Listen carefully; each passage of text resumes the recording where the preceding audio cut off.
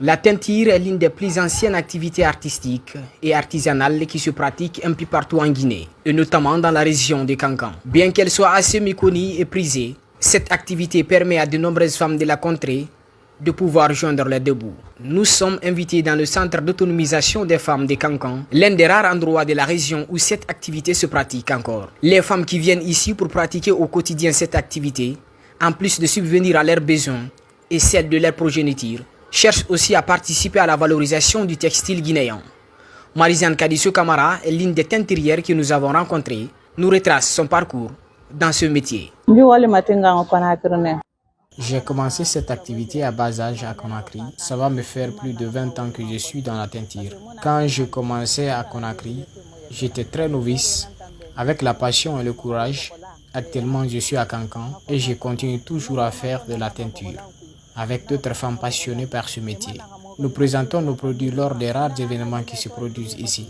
Comme au jour d'aujourd'hui, nous sommes en train de restituer cela aux femmes militaires. Et ces dernières, petit à petit, nous sommes sur le point de les transformer en de véritables teinturières.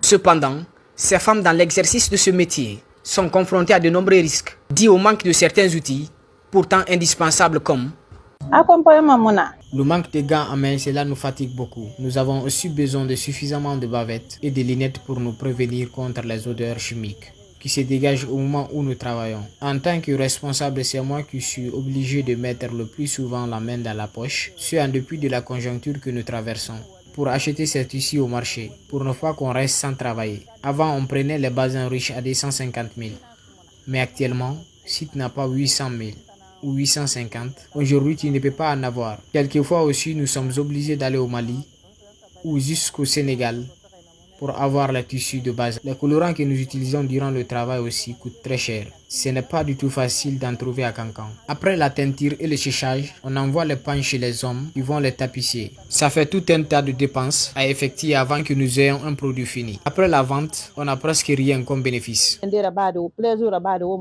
Au-delà de toutes ces difficultés, les teinturières guinéennes et notamment celles de Kankan sont obligées de faire face à la concurrence des contrefaçons. Actuellement, il est très difficile de vendre nos textiles en raison de l'abondance de tissus Fariari, contrefaçon. Ces produits de la chinoiserie coûtent moins cher, tandis que les nôtres, au vu de nos difficultés, nous sommes tenus de les vendre chèrement et avec très peu de bénéfices. Nous demandons aux autorités actuelles de nous aider à combattre les produits de contrefaçon. Cela nous permettra de nous prendre en charge aussi et valoriser nos produits locaux. Nous demandons à ce qu'on nous vienne en aide. Cela ne veut pas dire forcément qu'il faut nous donner de l'argent, mais il faut nous faciliter l'accès aux produits qu'on utilise pour les mélanges. Nous aider aussi à trouver des équipements. Comme ça, nos pagnes ne seront plus chères sur le marché. À préciser qu'en Guinée, les autorités nationales tentent de lutter contre la prolifération des tissus de contrefaçon, mais jusqu'ici, les politiques qui sont mises en œuvre dans ce sens peinent à produire des résultats escomptés.